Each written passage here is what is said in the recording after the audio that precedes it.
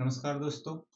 आज की वीडियो में हम देखेंगे कि ई प्रोक्योरमेंट का जो पोर्टल है, उसके ऊपर आपको किस तरह से बिडर एनरोलमेंट करना है, आपका उस पोर्टल के ऊपर किस तरह से जो है रजिस्ट्रेशन करना है, किस तरह से वहाँ पे आईडी क्रिएट करना है, वो प्रोसेस आज हम इस वीडियो के माध्यम से देखेंगे। तो देखिए, ये महाराष्ट्र गवर्नमेंट की ई प्रोक्योरमेंट का पोर्टल ओपन किया मैंने। तो ई प्रोक्योरमेंट के जितने भी सारे पोर्टल है वो सेम ही है, चाहे कोई अलग स्टेट क्यों ना हो, प्रोसेस तो उसकी सेम ही है।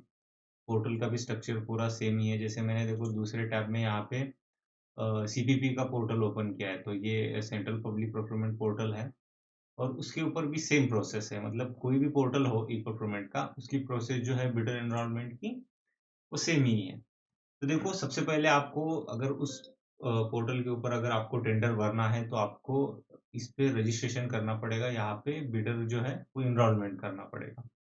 ठीक है, तो उसके बाद आपको वहाँ पे डिजिटल सिग्नेचर उसको अटैच करके आप आगे उसकी टेंडरिंग की जो है, वो प्रोसेस कर सकते हैं। तो देखिए, सबसे पहले आप जो भी जिस भी स्टेट से आप बिलॉन्ग करते हैं, वो स्टेट गवर्नमेंट की ई प्रोक्योरमेंट की पोर्टल आप ओपन करिए और नीचे आप यहाँ पे देख सकते हैं कि ऑनलाइन बिडर एनरोलमेंट का एक ऑप्शन आता है। तो आपको इसके ऊपर क्लिक करके आप जो है, बिडर एनरोलमेंट जो है, वो कर सकते हैं। देखो, जब आप उसके ऊपर क्लिक करोगे तो आपको इतनी सारी जो सारी डिटेल है उसकी, वो डिटेल आपको पूरी भरनी है। उसमें देखो, सबसे पहले आपको पूछ रहा है कि आपका लॉगिन आईडी क्या है? मतलब आपका जो लॉगिन आईडी है, वो लॉगिन आईडी आपको वहाँ पे क्रिएट करना है और नीचे आपको आपका जो ईमेल आईडी है, वो आपको डालना है। तो हम यहाँ पे सजेस्ट करते हैं कि जो भी आपको मेल आईडी डालना है, वो सेम ही रखिए। मतलब आपका लॉगिन आईडी और आपका जो ईमेल आईडी है, वो सेम ही रहेगा। इससे क्या होता है कि बाद में आप कभी भूल जाते हो, तो आपको ये याद रखने में आसानी होगी।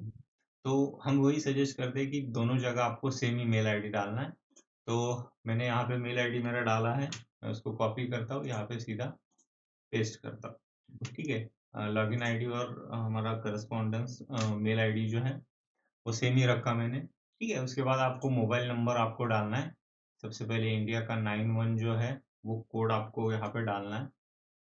तो यहाँ पे 91 कोड है, तो उसके आगे आपका जो भी मोबाइल नंबर है, वो मोबाइल नंबर आपको डालना है। तो ठीक है? तो ये मेरा मोबाइल नंबर है। आप अगर कोई दिक्कत आती है, तो आप इस नंबर पे फ़ोन भी कर सकते हैं और अगर आपको ई प्रोक्योरमेंट पोर्टल के ऊपर की पूरी ट्रेनिंग चाहिए, तो आप इस नंबर पे ऊपर कॉन्टैक्ट कर सकते हो। हमारे क्लासेस भी होते हैं, जिसमें हम आपको ये जो पूरा स्ट्रक्चर है ई प्रोक्योरमेंट का, कि किस तरह से टेंडरिंग की प्रोसेस की जाती है, उसका पूरा प्रॉपर हम उसमें ट्रेनिंग देंगे। तो चलो आगे आते हैं कंपनी डिटेल्स में। कंपनी डिटेल में आपको यहाँ पे 2 चीज़ें हैं। यहाँ पे आपको कंपनी का नाम डालना है और अगर आप जैसे मान लीजिए कि आप अनएम्प्लॉयड इंजीनियर हैं, खास तौर पे जो सिविल इंजीनियर हैं, जो पास आउट हुए हैं और जिन्होंने अनएम्प्लॉयड की लाइसेंस बना है अनएम्प्लॉयड का। यहाँ पे देखो, आपको 2 चीज़ें, एक तो कंपनी का नाम डालना है, अदरवाइज़ अगर कंपनी आपके पास नहीं है, तो लाइसेंस होल्डर नेम डालना है। मतलब जिस नाम से आपका लाइसेंस है, वो नाम आपको यहाँ पे डालना है। तो खास तौर पे जो अनएम्प्लॉयड इंजीनियर हैं, उनका जो लाइसेंस बनता है, वो उनके खुद के नाम से बनता है। तो उनको कोई प्रोप्राइटरशिप कंपनी खोलने की ज़रूरत नहीं पड़ती है। वो जो अनएम्प्लॉयड इंजीनियर सारे इंजीनियर हैं, वो अपने खुद के नाम से यहाँ पे रजिस्टर करेंगे और बाकी जो सारे लोग हैं, जिनकी पार्टनरशिप फर्म है या प्रोप्राइटरशिप फर्म है, वो अपने कंपनी के नाम से रजिस्ट्रेशन करेंगे। जो भी आपका लाइसेंस नेम है, उस नाम से आप रजिस्ट्रेशन करिए। तो मेरी कंपनी का नाम मैं यहाँ पे डाल देता हूँ। ठीक है, तो मैंने यहाँ पे अपनी कंपनी का नाम डाल दीजिए। डाल यहाँ पे देखो, प्रेफ़रेंटल का वो बिडर का ये है, अगर आपकी कंपनी एमएसएमई रजिस्टर है, आपके पास एमएसएमई है, तो आप यहाँ से उसको सिलेक्ट कर सकते हो। अगर नहीं है, तो नो कर सकते हो और ये वैसे भी ऑप्शनल है। यहाँ पे कोई भी रेड मार्क नहीं आ रहा। अगर आपके पास यहाँ पे आपको टिक करना है, तो कर सकते हो, अदरवाइज़ नहीं किया तो भी कोई फ़र्क नहीं पड़ेगा। ठीक है? तो आपको नीचे आना है, आपका रजिस्ट्रेशन नंबर डालना है। रजिस्ट्रेशन नंबर आपको, यहाँ पे लोग गलती क्या करते हैं कि आपको कौन-सा नंबर डालना है, जो नंबर आपके लाइसेंस पे है, वो वाला नंबर डालना है। जो आपके पास लाइसेंस है, जैसे खास तौर पे अनएम्प्लॉयड इंजीनियर है, तो उनके पास जो लाइसेंस बनाया हुआ है, उस लाइसेंस का नंबर आपको यहाँ पे डालना है और जो प्रोप्राइटरशिप कंपनी है या बाकी सिविल वर्क छोड़ के बाकी के काम ये प्रोक्योरमेंट से करते हैं, तो उनको वहाँ पे अपना जीएसटी नंबर भी डाल सकते हैं। तो मैं यहाँ पे अपना जीएसटी नंबर डाल देता हूँ। मैंने यहाँ पे जीएसटी नंबर डाल दिया। नीचे आपको पूरा एड्रेस डालना है आपका। तो मैंने एड्रेस ऑलरेडी टाइप करके रखा है। उसको मैं कॉपी करके यहाँ पेस्ट कर दूंगा। ठीक है, तो ये एड्रेस हो गया, आपको पूरा एड्रेस डालना है यहाँ पे। उसके बाद name of partners and directors, तो ये जो ऑप्शनल है देखिए यहाँ पे कोई रेड मार्क नहीं आ रहा, ये चीज आपको कंपलसरी नहीं है, आपको ये ऑप्शनल है। अगर आपके पास है तो सारी चीजें डालिए, अदरवाइज आप नहीं डाला तो भी चलेगा। अगर आपके पास पार्टनरशिप कंपनी है तो आपके जैसे 2 पार्टनर है तो 2 पार्टनर के यहाँ पे आपको नाम डालने पड़ेंगे।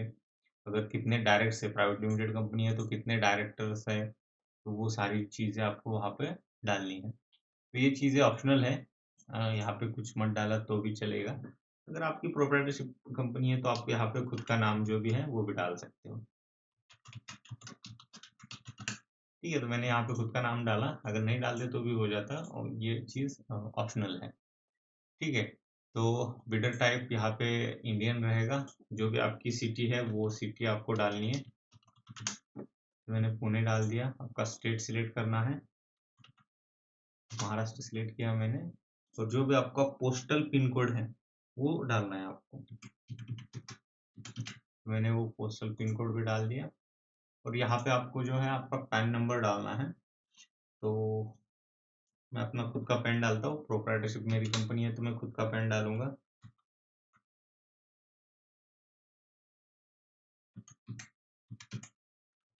ठीक है, तो मैंने यहाँ पे मेरा पैन नंबर भी डाल दिया। तो इस्टेब्लिश ईयर मतलब आपकी कंपनी जो है कब बनी है, कब से आपने उस कंपनी की शुरुआत की, वो डिटेल डालनी है। तो मैंने 2 साल पहले शुरू की थी तो 2 साल डाला। अगर आपकी रिसेंटली कंपनी है तो आप उसी ईयर का जो है आप वो सिलेक्ट कर सकते हैं। नेचर ऑफ बिजनेस में आपकी कंपनी क्या करती है वो आपको वहाँ पे लिखना है। जैसे मान लो आप सिविल वर्क करते हैं, सिविल कॉन्ट्रैक्टर है तो सिविल वर्क डालिए या सिविल कॉन्ट्रैक्टर डालिए। आप इलेक्ट्रिक कॉन्ट्रैक्टर है तो आप इलेक्ट्रिक डालिए। मैकेनिकल है तो मैकेनिकल, जिस भी फील्ड से आप काम करते हैं वो डाल सकते हैं। अदरवाइज आप सर्विस प्रोवाइडर है या सप्लाई का वर्क करते हैं, ट्रेडिंग करते हैं, तो वो भी नेचर ऑफ बिजनेस जो है वो आप डाल सकते हैं। तो मैं यहाँ पे डालता हूँ सर्विस प्रोवाइडर।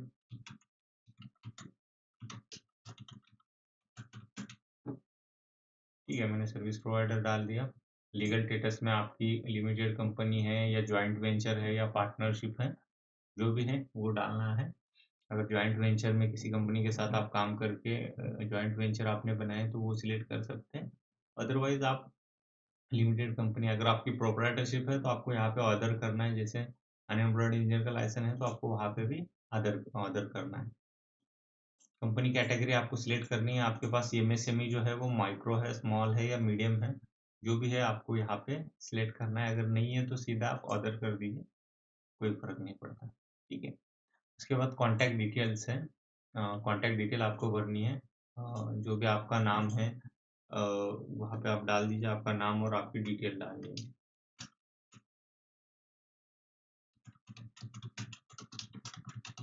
ठीक है, मैंने यहाँ पे मेरा नाम डाल दिया। आपकी जो भी डेट ऑफ बर्थ है वो डेट ऑफ बर्थ सिलेक्ट करनी है आपको।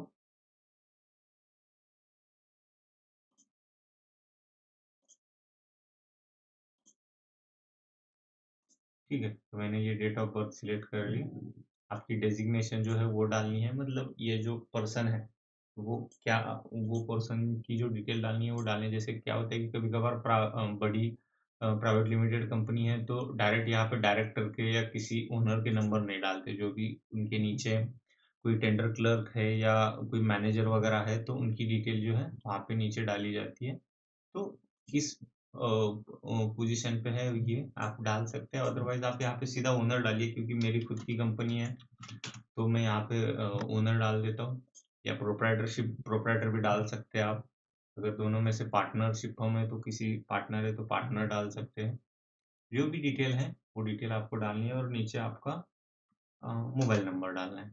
इस पे आप क्या करना है कि यहाँ पे लोग क्या गलती करते हैं कि ये और ये दोनों जगह आपको यहाँ पे आपको 30 डालने हैं। ठीक है, 3 बार आपने यहाँ पे 0 डाल देना है, और उसके आगे जो भी आपका मोबाइल नंबर है वो मोबाइल नंबर डालना है। तो ये 30 डालना जरूरी है, क्योंकि उसके बिना वो ये आगे नहीं जाएगा। ठीक है, तो आपका जो भी आगे कैप्चा है, कैप्चा डाल के आपको सर्च करना है, सॉरी सबमिट करना है। ठीक है, तो मैंने कैप्चा डाला और उसको जो है वो सबमिट किया। ठीक है, सबमिट करने के बाद आपको ये सारी चीज़ें एक बार फिर से देखनी है, अगर कोई गलती हो गई तो आप उसको बाद में एडिट नहीं कर सकते। जैसे कंपनी का यहाँ पे नाम आप एडिट नहीं कर सकते और बाकी सारी चीज़ें जैसे मोबाइल नंबर वगैरह तो आप बाद में एडिट कर सकते हैं। लेकिन आप एड्रेस वगैरह में कोई गलती है तो आप एक बार उसको देख लीजिए। ठीक है? तो सारी चीज़ें एक बार आप देखने के बाद, पूरा पढ़ने के बाद आपको क्या करना है, सेंड वेरिफिकेशन कोड के ऊपर क्लिक करना है। तो सेंड वेरिफिकेशन कोड के ऊपर क्लिक करने के बाद आपको जो है यहाँ पे आपके मोबाइल नंबर पे वो कोड चला जाएगा और यहाँ पे क्या होता है कि 2 जगह कोड चला जाएगा, ठीक है? एक आपके एसएमएस जो है उसके ऊपर चला जाएगा और दूसरा जो जीमेल का आपने मेल आईडी दिया था, उसके ऊपर भी चला जाएगा, ठीक है? तो मोबाइल वेरिफिकेशन कोड मैं पहले डाल देता हूँ।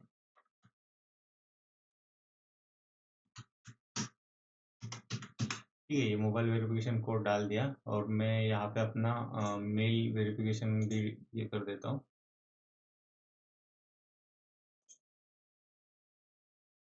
ठीक है, देखो ये कोड है। ऐसा आपको मेल आ जाएगा। तो इस मेल में से जो वेरिफिकेशन कोड है, ये कोड उठाना है आपको। इसको कॉपी करिए और सीधा जो है वो पेस्ट करिए। आमतौर पे जो है सेम ही मेल आता है, टेक्स्ट मैसेज और जीमेल पे जो है वो कोड तो सेम ही आता है, लेकिन कभी-कभार कोड अलग भी हो सकता है। मेल का अलग होता है और मोबाइल का अलग होता है। उसके बाद जैसे दोनों कोड डाल दिया आपने, आपको अपना जो यहाँ पे आईडी क्रिएट कर रहे हो आप, उसका आपको जो है पासवर्ड जनरेट करना है। ठीक है? तो आप अपने हिसाब से जो भी आपका पासवर्ड सेट करना है आपको, वो आप सेट कर सकते हैं।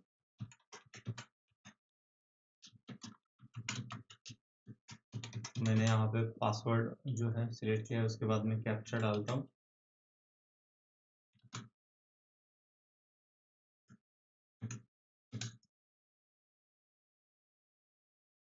ठीक है? उसके बाद आपको सबमिट करना है।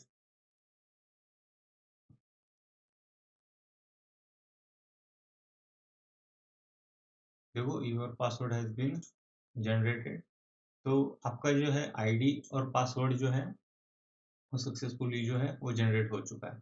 अब यहाँ पे जो है वो काम खत्म नहीं होता। अभी आगे आपके लिए आपके पास जो है एक डिजिटल सिग्नेचर होनी चाहिए और डिजिटल सिग्नेचर जो है वो वहाँ पे आपको अटैच करनी है। बहुत बार लोग क्या करते हैं कि भाई बिडर एनवायरनमेंट तो हो गया, काम खत्म हो गया।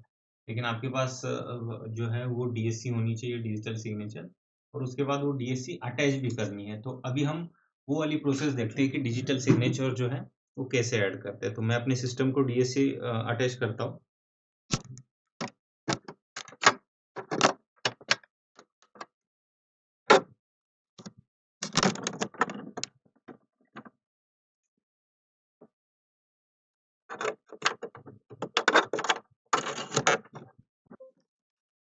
ठीक है? तो वो अटैच हो चुकी है।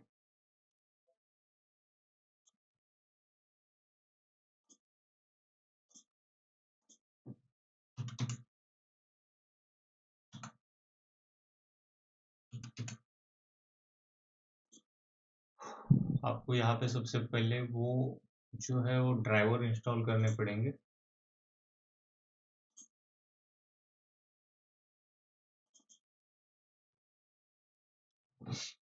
क्योंकि ये डीएससी इस सिस्टम को मैंने पहली बार लगाई है। इसमें जो भी जिस भी कंपनी की आपकी डीएससी है उसके ड्राइवर जो है वो आपके पीसी में इंस्टॉल होने चाहिए।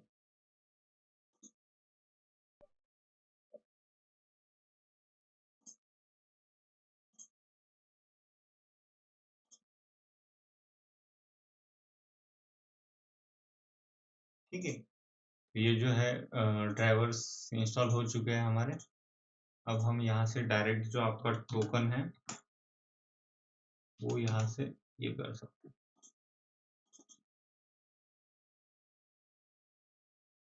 यहाँ पे नीचे आ गए देखो।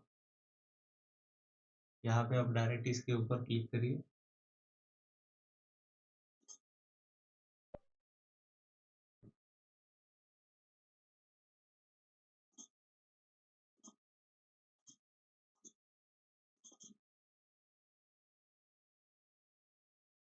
ठीक है? तो ये देखो ओपन हो गई। अब यहाँ पे आपको लॉगिन करना है और लॉगिन के बाद जो भी आपका डीएससी का पिन है वो जो पिन आपको यहाँ पे डालना है। ठीक है,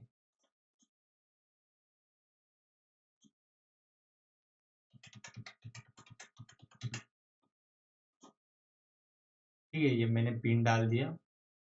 तो यहाँ पे आपको ये सारी डिटेल मिलेगी, जैसे इस नाम से ये डीएससी क्रिएटेड है और नीचे जो है उसका पूरा आपको नाम मिलेगा, ये डीएससी की वैलिडिटी मिलेगी। देखो ये 2026 तक ये डीएससी एक्टिव रहेगी।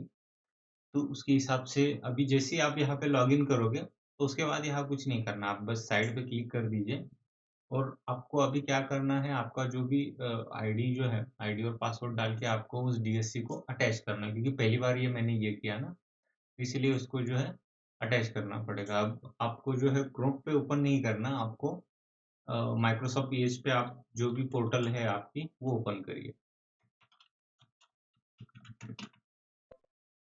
ठीक है, तो मैंने ये महाटेंडर की वेबसाइट ओपन की। अभी बिडर एनरोलमेंट तो हमारा हो गया, अभी हमें क्या करना है, यहाँ पे अपनी डीएससी जो है वो हमारे जो यूजर आईडी क्रिएट किया हमने उसको अटैच करनी है। तो अभी आप यहाँ पे नहीं क्लिक करना है, अभी बिडर एनरोलमेंट की प्रोसेस हमारी हो चुकी है। अभी सीधा क्या करना है, हमें लॉगिन करना है।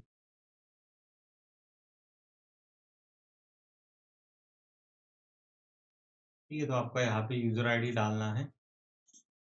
ये हमारा यूजर आईडी है।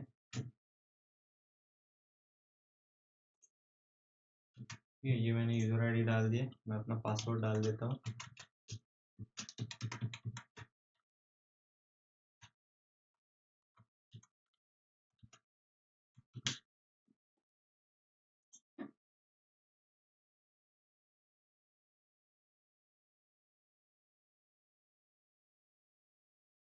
ठीक है, तो ऐसा ऑप्शन आपके सामने आ जाएगा। उसके बाद आपको क्या करना है, यहाँ पे जो देखो प्लस का एक ऑप्शन दिख रहा है, तो यहाँ पे जो है आपका सर्टिफिकेट उस यूजर आईडी से जो है अटैच करना है, मतलब डिजिटल जो सिग्नेचर है आपकी, उस सिग्नेचर को आपको यूजर आईडी से अटैच करना है। तो आपको यहाँ पे क्लिक करना है।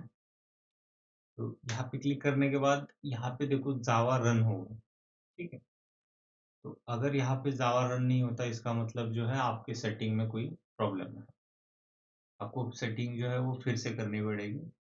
तो हम देखते हैं हमारे केस में यहाँ पे जावा का ऑप्शन आता है कि नहीं आता। अगर नहीं आया तो हमें जो है पूरी सेटिंग यहाँ से फिर से देखनी पड़ेगी।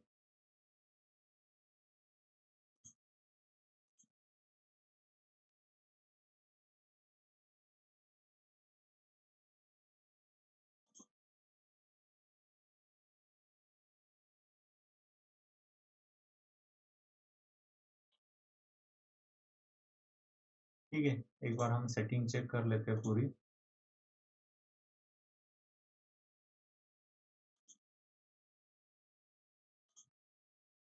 ठीक है, यहाँ पे वेबसाइट ऐड करना है। तो मैं आपको बताता हूँ, आपको होम पेज ओपन करना है, जिस भी पोर्टल के ऊपर आप टेंडर भर रहे हैं उस पेज का होम पेज की जो वो ऊपर की आईडी होती है, जैसे मैंने अभी क्रोम ओपन किया और वहां से उसको कॉपी किया, वो पूरी वेबसाइट को कॉपी किया, और फिर माइक्रोसॉफ्ट एज में गया मैं, यहाँ पे आपको सेटिंग में गया, यहाँ पे डिफॉल्ट ब्राउजर में गया और यहाँ पे ऐड किया मैंने।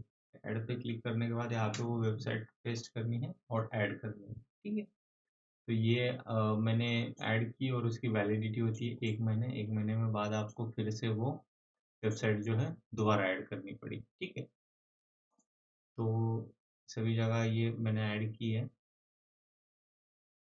ठीक है, इसके अलावा आपको यहाँ पे कुछ नहीं करना। अभी हम क्या करते हैं, फिर से एक बार उसको लॉग आउट करते हैं।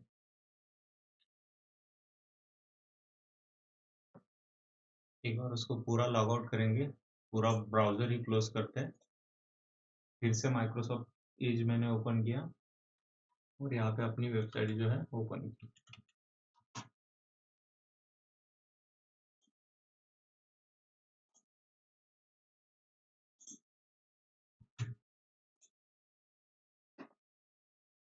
यहाँ पे आपको लॉगिन के ऊपर क्लिक करना है।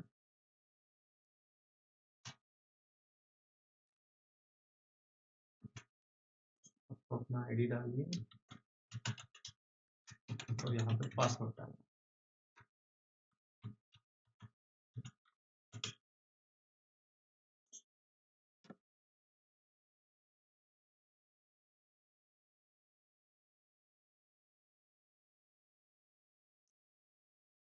यहाँ पे क्लिक करना है आपको। अब देखते हैं जावा रन होता है कि नहीं होता।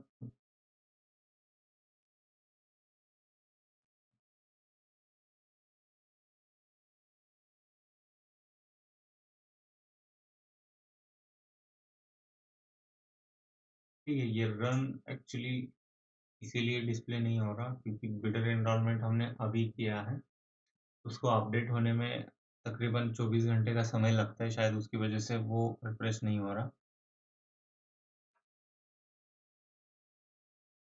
ठीक है, सेटिंग वगैरह सारी चीज़ें हमारी प्रॉपर है। बस यहाँ पे आपको अभी रजिस्ट्रेशन किया हमने, रजिस्ट्रेशन के बाद डीएस से अटैच करने में आपको तकरीबन 24 घंटे जो है वो रुकना पड़ता है क्योंकि ये सर्वर में अपडेट होने में समय लगता है।